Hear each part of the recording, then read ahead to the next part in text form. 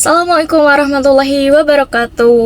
Om Swastiastu, nama budaya, salam kebajikan. Halo semuanya, balik lagi sama gue Adiba Syedatunisa di Learning Journal pertemuan ketiga penulisan berita dan artikel. Gak kerasa ya ternyata ini udah video pertemuan ketiga aja. Oke, langsung aja kali ya guys. Jadi sebelum gue mereview materi yang sudah dipresentasikan oleh kelompok 1, gue akan sedikit mengulas nih suatu ilmu yang baru aja gue dapet, gue dapat dari dosen gue yaitu Pak Adi, yaitu tentang penulisan makalah. Nah jadi guys, pas kemarin kelompok 1 presentasi, ternyata banyak sekali revisi yang dilakukan oleh kelompok 1 tersebut, yaitu mulai dari judul makalahnya, mulai dari sistem penulisannya, mulai dari latar belakangnya, dan mungkin hampir keseluruhan makalah kelompok 1 itu direvisi. Nah jadi guys, ternyata ketika kita membuat makalah dan membuat judul di dalam makalah, yang dicantumkan dalam judulnya itu bukan materi yang akan kita bahas. Misalkan kita akan membahas materi mengenai fungsi berita di media massa. Nah, fungsi media di berita massanya ini bukan yang dijadikan judul makalahnya, tetapi carilah judul makalah yang menarik, yang relevan, dan yang berkaitan dengan pembahasan yang akan kita bahas. Karena nih ya guys, selama gue buat makalah nih selama ini, ternyata judul makalah gue itu selalu pakai pembahasan yang akan dibahas di dalam si makalah itu. Nah ternyata itu salah besar, dan gue itu baru tahu di semester 4 ini. Kayak gue tuh bingung gitu ya, kenapa harus baru tahu di semester 4 ini, kenapa nggak di semester 1, 2, 3 gitu. Selama ini gue kemana aja gitu, dan selama ini kenapa nggak ada dosen yang ngasih tahu hal itu gitu. Tapi nggak apa-apa guys, gue sangat bersyukur sekali di MK ini Pak Adi itu benar-benar memberitahukan kepada kami bagaimana cara penulisan makalah yang benar, bagaimana cara membuat judul di dalam makalah dan sebagainya. Nah guys, selain judul, ternyata ketika membuat makalah di latar belakang itu kita harus membuat minimal 6 halaman. Guys, 6 halaman. Karena selama ini gue dan teman-teman kelompok gue itu kalau misalkan bikin makalah, bikin latar belakang di makalah itu palingan 1-2 halaman gitu. Dan gue tuh bingung gitu ya, 6 halaman itu bahas apa aja yang di paparin di latar belakang selama sebanyak 6 halaman itu apa aja. Sebenarnya gue tuh benar-benar masih bingung di situ, tapi nggak apa-apa. Seiring berjalannya waktu, gue bakal paham dan gue bakal terus belajar bagaimana cara membuat latar belakang yang baik dan benar sesuai dengan kepenulisan yang sudah ditentukan. Pokoknya yang baik dan benar, pokoknya deh kayak gitu.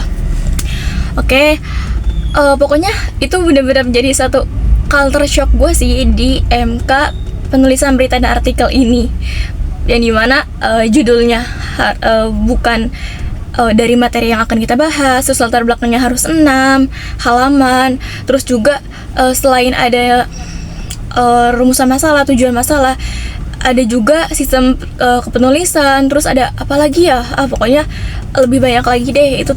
Itu sih yang membuat culture shock gua di semester 4 ini, terutama di MK penulisan berita dan artikel ini.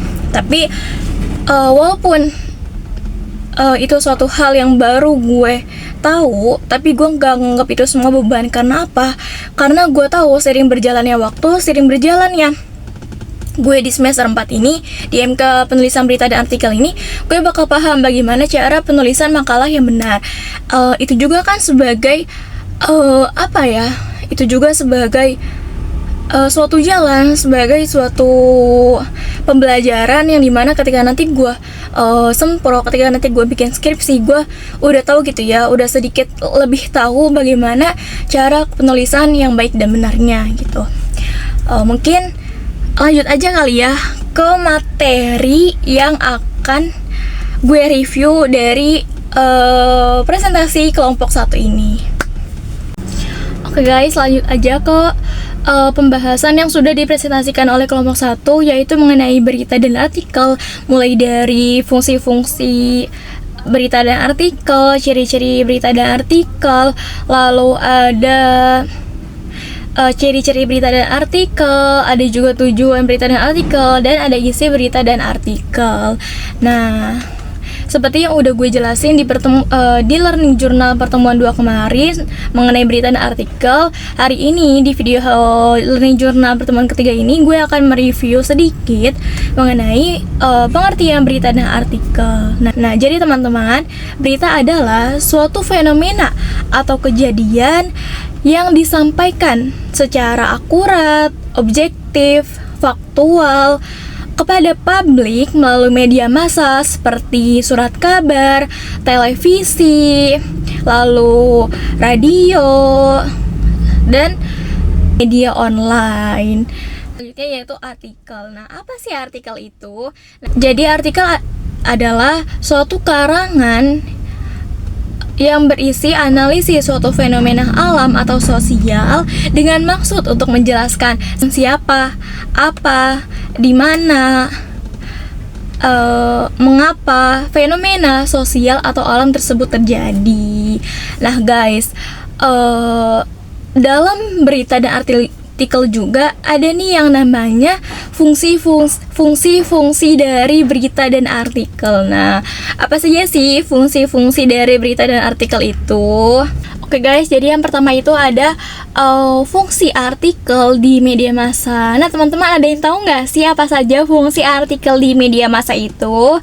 Oke, kita belajar sama-sama ya. Jadi fungsi artikel di media massa yang pertama itu ada sebagai penyampai informasi. Nah, jadi emang fungsi artikel itu sebagai penyampai informasi mengenai fakta, ide, dan wawasan kepada para pembaca. Lalu selanjutnya yang kedua itu ada untuk mengedukasi.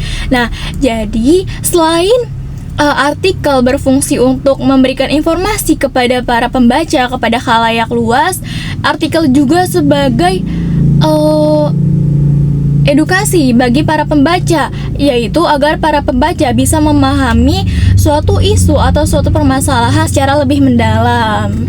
Nah, lalu yang ketiga itu ada sebagai penghibur. Nah, jadi di beberapa artikel itu seperti feature dan esai itu dibuat untuk menghibur para pembaca. Yang keempat itu ada membentuk opini publik. Nah, di beberapa artikel itu untuk memberikan suatu perspektif kepada para pembaca mengenai isu-isu yang sedang terjadi. Lalu yang terakhir itu ada yang kelima itu ada sebagai arsip atau dokumentasi. Nah, apa sih yang dimaksud dengan arsip dan dokumentasi? Nah, jadi arsip atau dokumentasi, jadi suatu artikel tersebut itu akan dijadikan suatu bahan penelitian di masa yang akan datang. Jadi sebagai sebuah referensi. Oke guys, jadi di dalam berita juga ada nih fungsinya. Nah, apa saja sih fungsi berita di media massa? Nah, jadi yang pertama itu ada memberikan informasi secara cepat dan akurat. Nah, maksudnya yaitu berita menginformasikan suatu peristiwa atau kejadian secara cepat.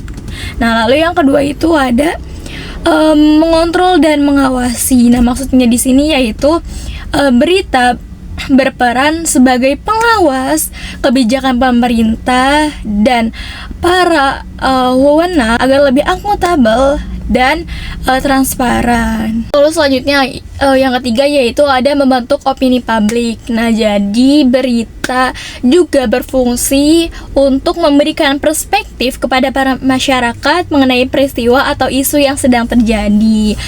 Lalu selanjutnya yang keempat itu ada menghubungkan masyarakat dengan dunia luar. Nah, maksudnya apa sih? Jadi maksudnya yaitu berita menghubungkan masyarakat untuk bisa memahami situasi global dan nasional. Jadi yang terakhir atau yang kelima yaitu sebagai mendidik dan mencerahkan masyarakat. Nah, maksudnya apa sih mendidik dan mencerahkan masyarakat itu? Nah, jadi teman-teman, bahwasannya berita yang berkualitas itu akan memberikan suatu wawasan dan pembelajaran serta bisa mendidik para pembacanya agar bisa lebih bijak dan lebih memahami bagaimana isu dan peristiwa yang sedang terjadi. Jadi bukan hanya sekedar sensasi semata saja. Nah, teman-teman, selain ada fungsi di dalam berita dan artikel, selanjutnya itu ada ciri-ciri berita dan artikel di media massa. Nah, teman-teman, ada yang tahu nggak? Oke, kita belajar bareng-bareng ya. Nah, jadi yang pertama itu ada opini dan analisis. Nah, jadi di dalam artikel itu berisi opini dan analisis. Nah, lalu yang kedua itu ada lebih dalam dan lebih panjang. Nah, maksudnya apa sih lebih dalam dan lebih panjang? Nah, jadi artikel itu kan berisi suatu opini yang pastinya dibuat lebih panjang daripada berita. Yang ketiga itu ada bahasanya lebih formal. Nah, jadi kita bisa membedakan berita dan artikel itu melalui bahasa yang dicantumkan dalam kepenulisan tersebut. Nah, jadi artikel itu menggunakan bahasa yang lebih formal, sedangkan berita itu tidak. Lalu yang keempat itu ada menggunakan data statistik. Nah, apa sih maksudnya menggunakan data statistik itu dan kenapa harus menggunakan data statistik? Nah, jadi data statistik ini sebagai penguat argumen dalam suatu analisis. Nah, lalu yang terakhir nih atau yang kelima itu ada contoh dan ilustrasi. Nah, ini kan artikel. Jika didukung dengan sebuah contoh dan ilustrasi itu akan lebih memperkuat suatu analisis dalam artikel tersebut. Nah, selain ada ciri-ciri di dalam artikel, ada juga nih ciri-ciri berita di media massa. Apa saja sih ciri-ciri berita di media massa itu?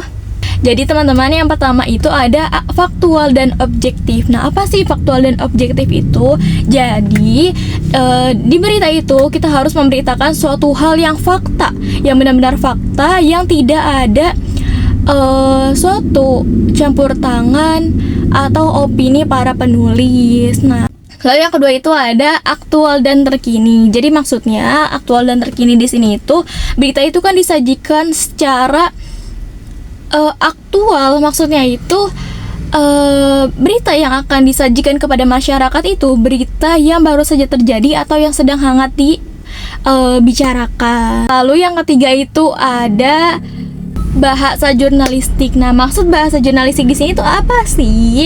Nah, jadi maksudnya itu berita dibuat secara singkat, padat, dan jelas. Jadi berita itu tidak ditulis secara bertele-tele. Nah, lalu selanjutnya itu ada struktur piramida terbalik.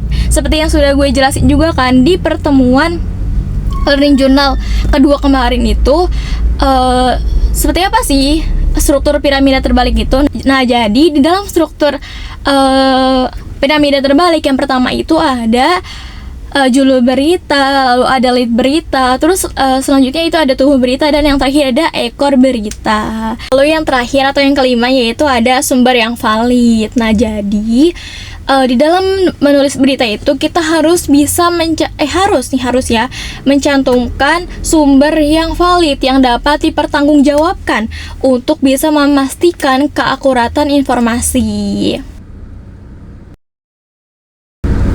Oke guys, tadi kan aku sudah menjelaskan pengertian dari berita dan artikel, lalu juga ada ciri-ciri berita dan artikel, lalu terus juga ada fungsi berita dan artikel. Lalu aku akan menjelaskan nih apa saja sih jenis-jenis berita dan artikel. Nah, jadi jenis artikel yang pertama itu ada yang namanya artikel narasi. Lalu yang kedua itu ada artikel deskriptif, ada artikel eksposisi, ada artikel persuasi, ada artikel argumentasi, ada artikel praktis, ada artikel ringan, ada juga artikel opini, dan juga ada artikel analisis isi, dan yang terakhir itu ada artikel ilmiah populer. Nah, selanjutnya yaitu jenis-jenis berita. Apa saja sih jenis-jenis dalam berita itu? Nah, yang pertama itu ada berita langsung. Yang kedua itu ada berita mendalam, lalu ada berita opini, lalu ada berita interpretatif, ada juga berita investigasi, ada berita penjelasan, dan yang terakhir ada berita penyelidikan.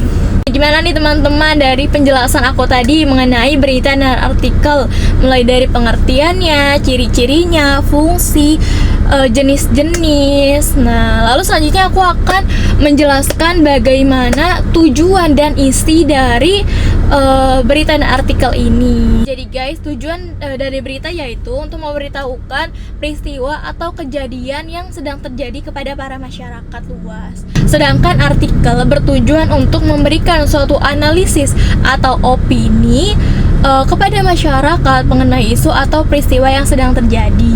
Selanjutnya ada isi di dalam berita dan artikel. Nah, teman-teman semua ada yang tahu nggak sih apa saja sih isi dalam berita dan artikel? Jadi di dalam berita itu berisikan suatu peristiwa atau kejadian yang sedang terjadi, sedangkan artikel berisi mengenai analisis atau opini mengenai suatu isu dan peristiwa. Nah, lalu selanjutnya ada mengenai bahasa nih. Nah, apa sih yang membedakan bahasa yang digunakan dalam berita dan dalam artikel? Nah, jadi di dalam berita kita itu menggunakan bahasa yang lebih objektif, bahasa yang lebih singkat, padat, dan lugas. Sedangkan di dalam artikel kita menggunakan bahasa yang lebih formal. Nah, gimana nih teman-teman dari penjelasan aku tadi? Udah bisa teman-teman pahami belum? Nah, kalau teman-teman masih ada yang dibingungin, teman-teman boleh banget nih searching di Google mengenai berita dan artikel. Oke, buat teman-teman yang sedang berkuliah, jangan lupa ya untuk terus belajar mengenai pembuatan makalah sesuai dengan kaidah kepenulisan yang baik dan benar. Jangan pernah bosan, terus belajar dan belajar. Karena jika kita tidak mau belajar, maka kita akan terjebak dalam situasi kebodohan. Nah, mungkin segitu aja video learning journal pertemuan ketiga kali ini. Sampai jumpa di next video. Bye bye. Wassalamualaikum warahmatullahi wabarakatuh.